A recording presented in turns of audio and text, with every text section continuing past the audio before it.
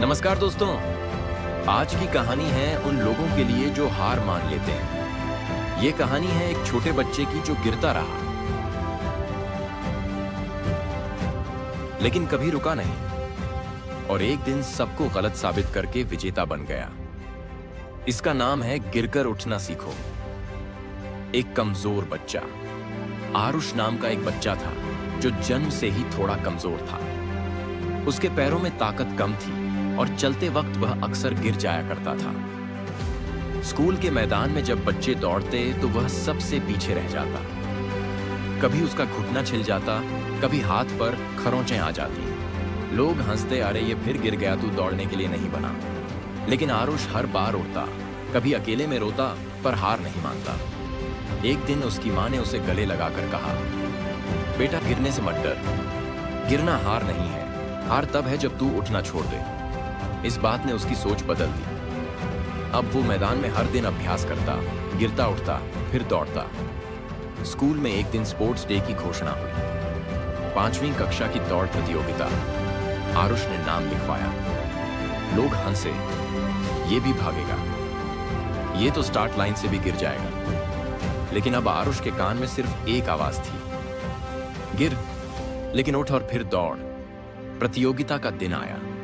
आरुष की धड़कन तेज थी लेकिन आंखों में आत्मविश्वास था।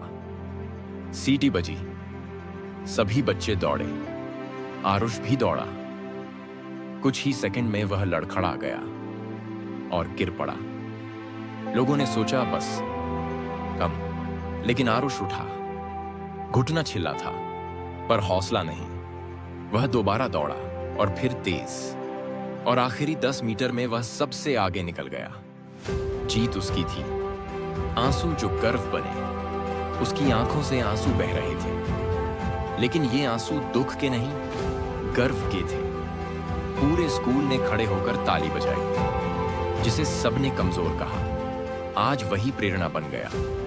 टीचर बोले, तुमने सिखाया कि हार वही है जो मान ली जाए। इस कहानी से हमें क्या सीखने को मिलता है?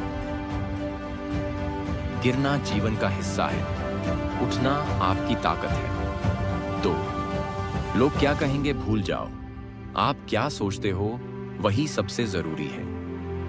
3, हार मान लेना ही असली हार है। तो दोस्तों याद रखिए, एक बच्चा जब चलना सीखता है तो गिरता है लेकिन उठकर फिर चलता है।